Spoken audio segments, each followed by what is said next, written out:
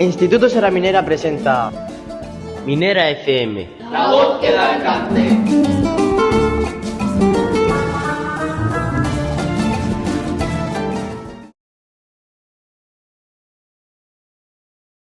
Ya. Hola a todos, bienvenidos a un nuevo programa de Minera FM. Seguimos en nuestra semana de Europa, Erasmus más allá del aula. Somos Kyle y Pepper. Hoy seguimos con nuestras entrevistas. Hoy podemos decir que son bastante especiales, ya que tenemos aquí a nuestros profes. Así es, siempre vemos a nuestros profesores explicando la lección, corrigiendo exámenes o diciéndonos silencio por favor. Pero, ¿sabemos qué hacían antes de ser profesores? Hoy vamos a descubrir su lado más aventurero. Hemos invitado a nuestros profesores que cuando eran estudiantes universitarios decidieron hacer las maletas y vivir la experiencia Erasmus.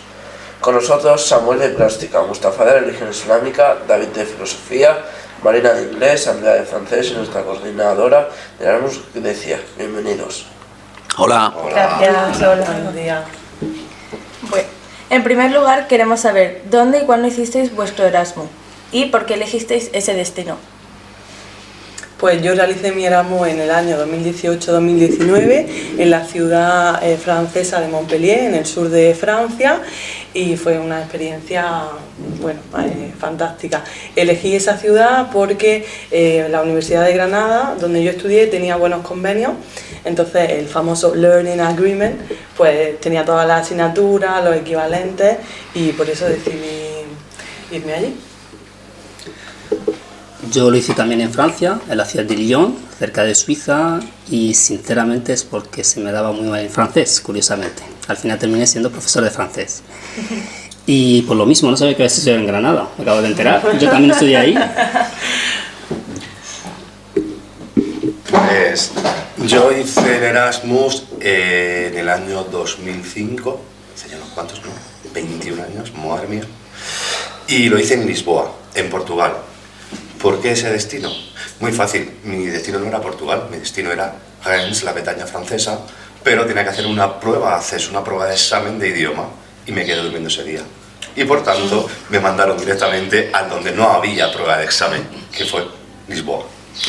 Pues yo soy Samuel, yo soy el profesor de plástica. Estudié dos carreras, pero la segunda, la de arte dramático, la estudié en Madrid. Y Madrid tenía convenio con Londres. Entonces mi Erasmus fue en Londres, en la escuela de SITCAP. Era una escuela de teatro europeo. En realidad realmente no tenía otra opción. Podía haber estudiado otra cosa en Finlandia, pero lo que era el teatro textual, que era lo que yo estaba estudiando, y eso solo se daba en Londres. Yo soy Marina, me fui de Erasmus a Inglaterra, a la ciudad de Exeter. Me fui allí porque me parecía lo más conveniente, teniendo en cuenta que estaba estudiando filología inglesa y que quería desarrollar y aprender el inglés y pues, avanzar en el nivel lingüístico. Y aparte me parecía una ciudad muy pequeñica, recorrible, no tenía que usar transporte público, podía ahorrar esa parte del dinero y me parecía una buena opción. Yo soy Grecia, profesora de inglés y la coordinadora Erasmus, como habéis dicho, y yo también como Marina estuve en Exeter, Erasmus, y yo la elegí porque, aparte de por el idioma, obviamente, en cuanto al término de estar allí, no tenía otro sitio donde ir. Entonces ya cuando fuimos a elegir por lista, era la última opción y era la que quedaba, así que ahí que fui. Nos gustaría saber si fue difícil decidirse. ¿Tuvisteis miedo de salir de vuestra zona de confort o de no entender el idioma? Pues mirad, a mí me costó mucho decidirme. Yo desde pequeño siempre he querido hacerlo. Yo el inglés siempre lo he odiado y lo he amado. Entonces me costó mucho decidirme, pero una vez que me decidí, el curso empezaba en septiembre, y yo en junio ya me fui a trabajar. Pero no me enteraba de nada, absolutamente de nada, que tal fue la cosa que me tiré casi un mes en una habitación metido, no hablaba con nadie, no conocía a nadie, buscaba trabajo y no encontraba trabajo y me tuve que volver a España hasta que empezó la escuela en septiembre. Y una vez que ya empezó la escuela en septiembre, pues ya sí volví con todo mucho más arreglado. Pero sí, me costó y lo pasé mal al principio, desde luego.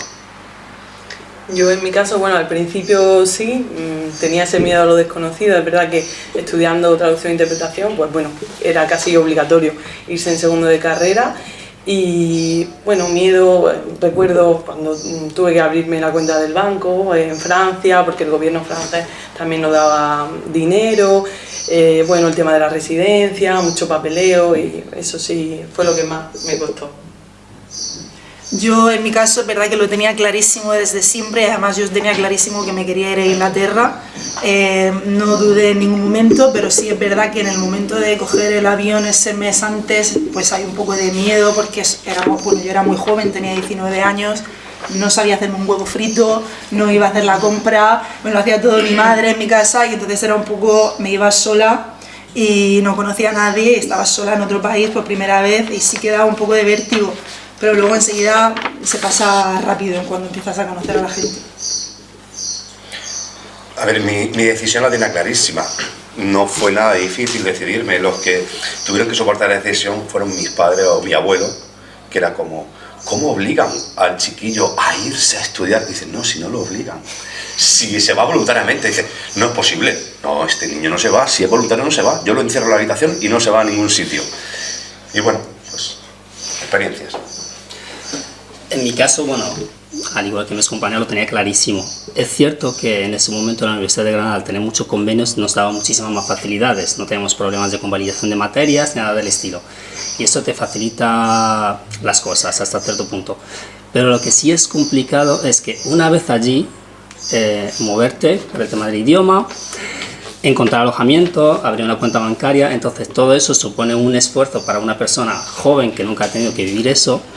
Y supone una fase de estrés, miedo, no sabes qué hacer, con quién juntarte, con quién no. Entonces esa es la parte más complicada. Lo que sí es cierto que pasados unos meses, 2-3 meses, ya formas parte de ese ambientazo, por decirlo así, y ya le coges el gusto y te da pena volver. Dicen que el Erasmus te cambia la vida, ¿es cierto? A ver, ser Erasmus es para siempre. El que ha hecho Erasmus es Erasmus para toda la vida. Y claro que te cambia.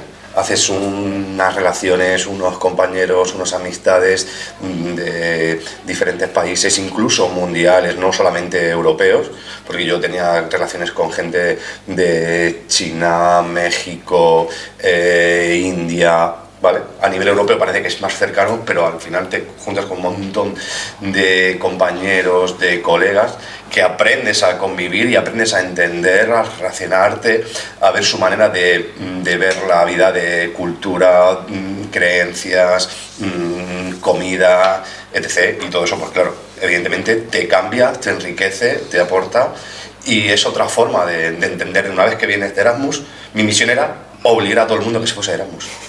Obligar a todo, esto es necesario y es obligatorio que todo el mundo lo haga. Vivir una experiencia fuera, sentirte extranjero en un país, cómo se siente la gente que viene a tu país también, tenemos que ponernos en ese lugar, esa empatía, ¿no? Cómo te tratan allí como extranjero y además relacionarte con un montón de gente que piensa diferente a ti, que habla una lengua diferente a ti, y todo eso, claro que te cambia, para siempre, pero para mejor, te cambia siempre para bien. Sí, mi experiencia en Erasmus, yo me tuve que poner a trabajar porque yo no tenía dinero para vivir allí. Londres es carísimo, carísimo. Entonces yo como he dicho antes, me fui a buscar trabajo y lo primero tenías que ir a un job center y hablar con un señor que te diese los papeles, aparte de la cuenta bancaria y todas estas cosas que habéis hablado, que yo creo que eso es común en todos, que nos costaba. Bueno, pues a mí en el job center me cogió un señor inglés que no quería darme trabajo, evidentemente, tartamudo, que no me enteraba absolutamente de nada. Y entonces, yo esos primeros días, hay que decir que yo lo pasé muy mal, y es lo que dice David. Es muy interesante porque cuando vienen los extranjeros a España, viven esas experiencias que yo viví. Que me dieran la sensación de que yo molestaba ahí. Que es lo que yo viví. Es verdad que el Erasmus para mí fue lo que comentaba el otro día, los primeros días fueron los peores de mi vida, pero los últimos fueron los mejores de mi vida. Los mejores. Cuando ya empiezas a comprender el idioma, cuando te instalas, cuando tienes ya tus cosas más colocadas. Y evidentemente lo que ha dicho David, comparto con él, te cambia para toda la vida, para toda la vida. Yo me sigo acordando y sigo pensando. Me tenía que haber quedado, porque yo estuve solo 4 meses, me tenía que haber quedado el año entero, ¿sabes? Me quedé a ver el año entero. Pero bueno. Yo estoy de acuerdo con mis compañeros, yo creo que sí que a mí Erasmus me cambió la vida también. Me pasó como a Samuel, yo tuve que trabajar, solo que yo aproveché Navidad, verano y Semana Santa para ir al aserradero de mi padre, porque la beca Erasmus en ese momento, creo que ahora sí que son un poco mejor, pero en ese momento eran muy poco, daban muy poco dinero. Y a mí me cambió la vida desde el momento cero. Entonces yo cuando volví siempre lo he tenido claro, que a mí me pasa también como a David, que quiero que todo el mundo se vaya de Erasmus. Y ahora me pasa con los alumnos que quiero que todos se vayan de Erasmus. Y quiero que todos conozcan esa experiencia porque es que es maravillosa. Ahora queremos anécdotas. ¿Cuál fue el mayor choque cultural que tuvisteis o algo que os sorprendiera mucho? Comida, horarios, forma de hablar. En mi caso, bueno, Mustafa estará de acuerdo, lo que más me sorprendió en Francia, los dos baños, uno con el inodoro y otro con la ducha, a cualquier hotel, cualquier residencia, entonces eso me llamó mucho la atención. Y luego también la educación que tienen, las palabras gracias, merci y por favor, s'il vous plaît, fueron las más repetidas.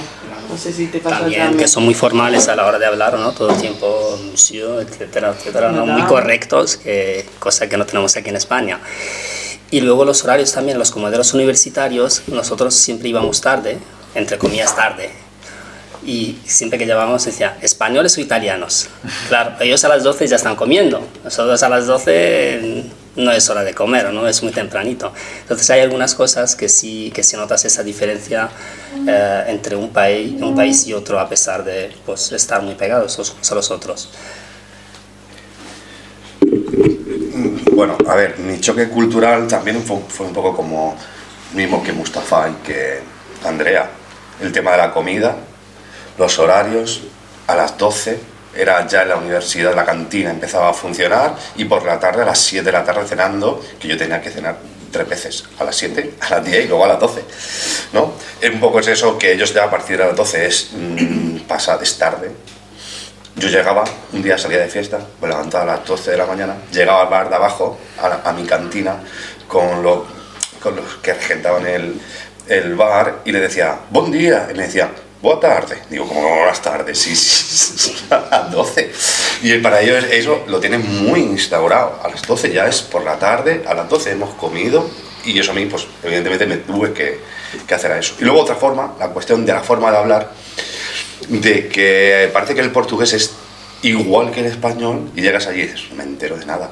Y te intentas pronunciar, yo llegaba, pregunté el primer día, perdona, disculpa, la Plaza Luis Camões, y nadie me supo contestar.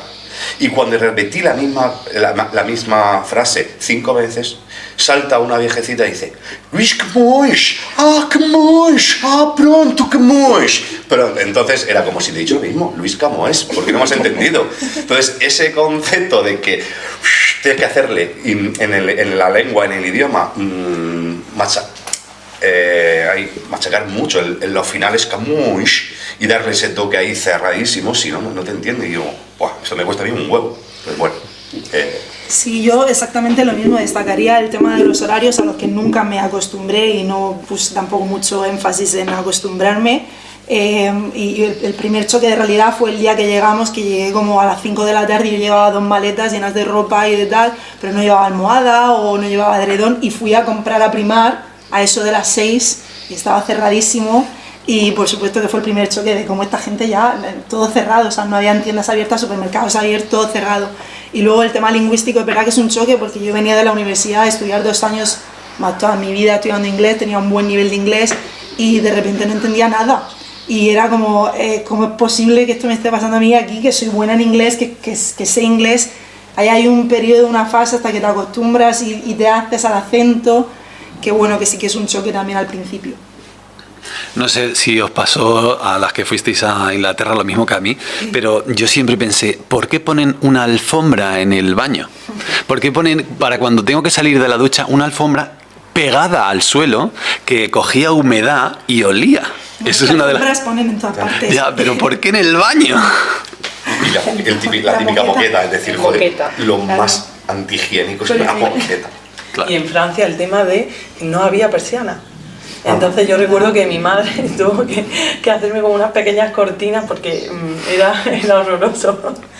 Me las mandó por correo. Y un poco para completar lo que comentó David, la importancia de la inmersión en el idioma, porque a veces pensamos que manejamos bien el idioma porque conocemos el vocabulario, pero claro, si no estás ahí con las personas que lo dominan bien, adaptarte a la pronunciación, a entenderlos y hacer que te entiendan también, pues prácticamente ese uso del idioma que supuestamente tenemos bien dominado no lo tenemos del todo bien dominado. Claro, que eso es una de las cosas importantes que da el Erasmus, que yo potenciaría y que diría, que quede claro, que el Erasmus lo que te da es, a mí lo que me dio el Erasmus es buscarme la vida. Porque, claro, pero en el idioma, me refiero, en el idioma, porque yo pensaba que lo entendía, lo voy a entender, pero no entendía nada.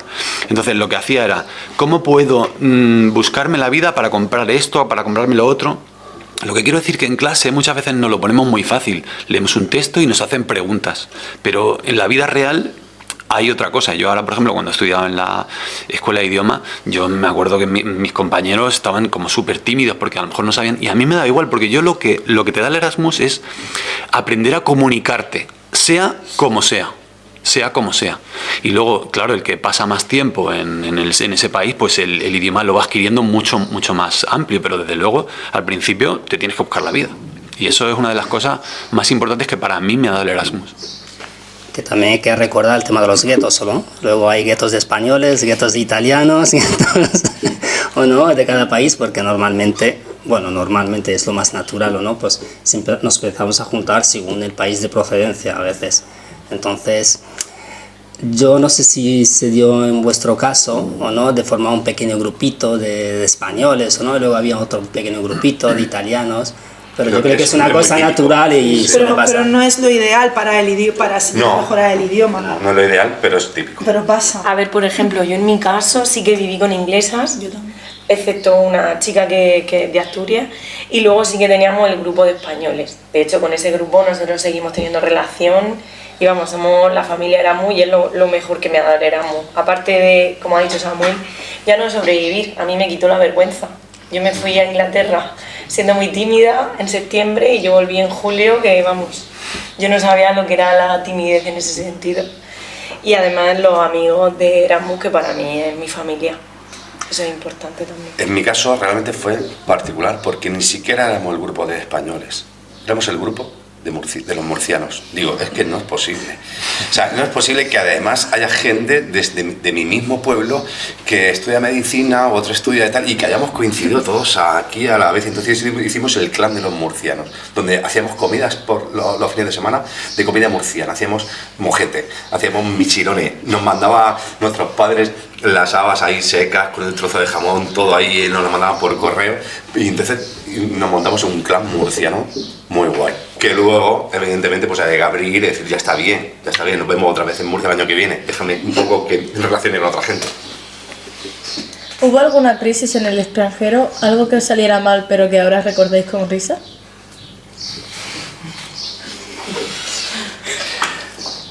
Mi primera crisis fue que me iba a venir a España.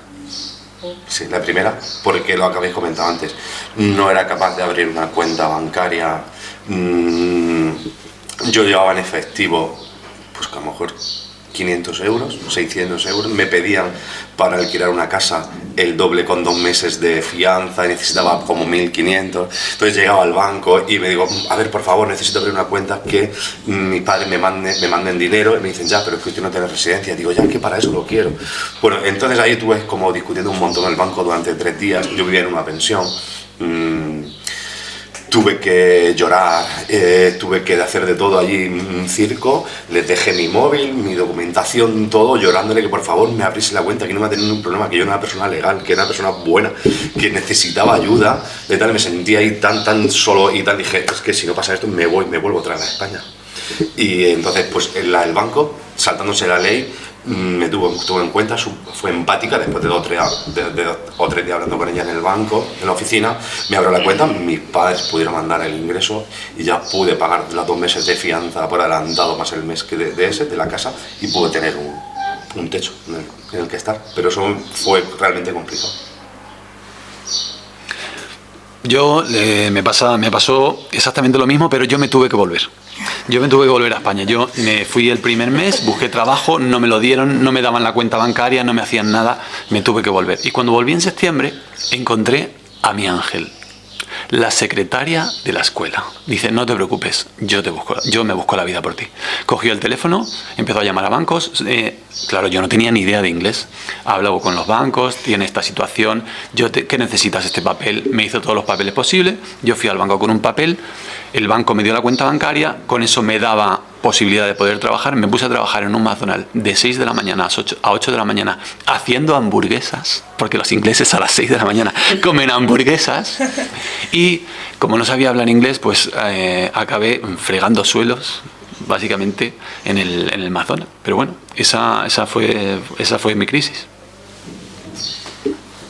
Yo creo que vosotros lo hicisteis tempranito, ¿no? El Erasmus. Yo creo que se ha ido mejorando, ¿no? Y afortunadamente, por lo que habéis pasado vosotros, nosotros no hemos tenido esa mala suerte, ¿no? Porque ya se ha ido puliendo poco a poco y han ido dando facilidades al número de personas que iban llegando como estudiantes Erasmus.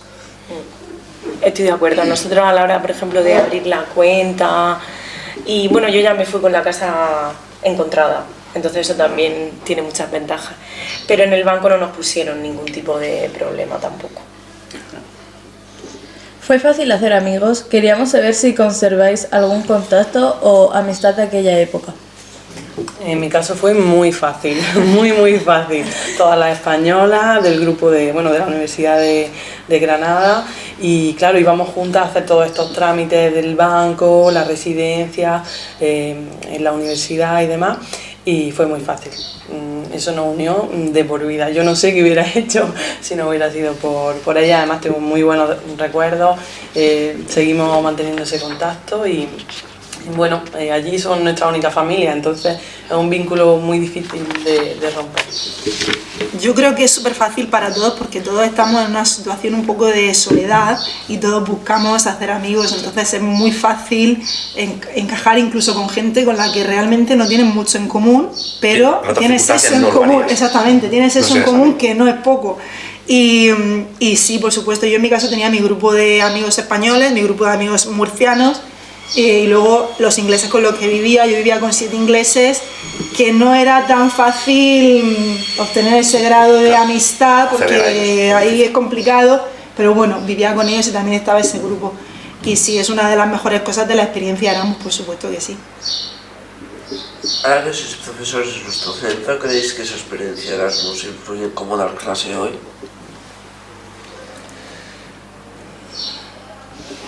Ya no. A ver, Sí, adelante. Sí, evidentemente influye y de una manera bastante importante. Sobre todo, por ejemplo, nosotros nos encontramos con un montón de alumnos que vienen que no saben el idioma, que entran en clase, ¿no? Yo era exactamente igual.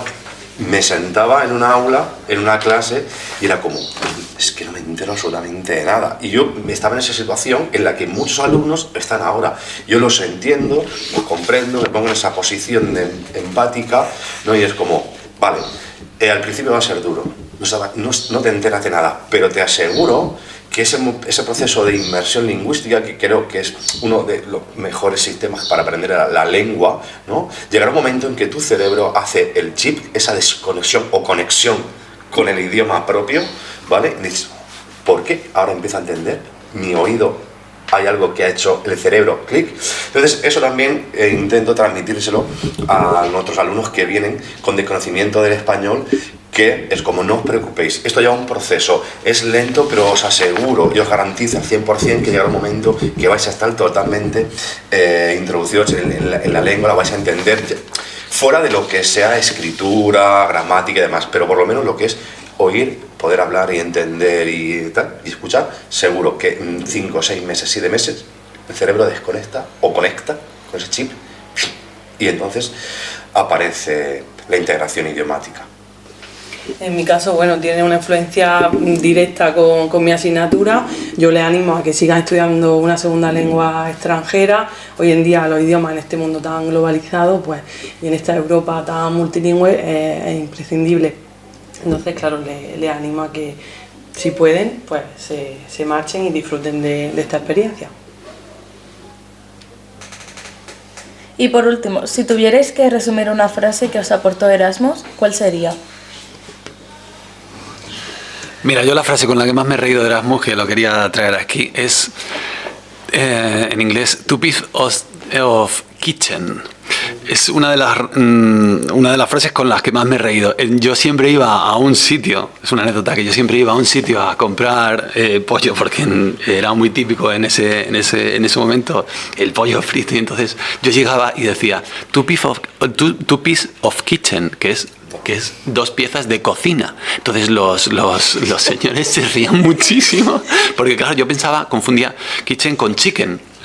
Y entonces los se rían muchísimo, y de ahí pues yo digo, pero ¿por qué se ríen? Y al mes, ¿pero por qué se ríen? ¿Por qué se ríen? ¿Por qué se ríen?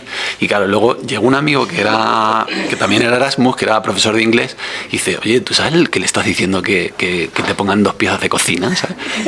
Y entonces ya me quedé, pues, y eso es una de las anécdotas bonitas que yo recuerdo. Y mira, si tengo que redigir una frase, esa es mi frase. Mi frase sería Caparica, que es la costa al otro lado del Tajo en Lisboa, donde terminamos la Erasmus allí, donde un momento, junio y julio, alquilamos una casa en la playa, en una playa virgen, donde solo había una casa de madera, una cabaña de madera, 8 españoles y un italiano, y nos salió súper barato. Y entonces nuestra experiencia de Erasmus terminó allí como diciendo, ahora mismo tenemos una casa en la ciudad de Lisboa, otra casa en la playa, en Costa Caparica, y nos tenemos allí mientras todavía tenemos que ir a la universidad a hacer los exámenes. Nosotros vivíamos allí con los pescadores y cenábamos todos los días y comíamos. Muchísimas gracias, profes, por compartir vuestras historias con nosotros. Nos ha encantado descubrir vuestro lado más viajero. Y esto ha sido todo. Hasta el próximo programa.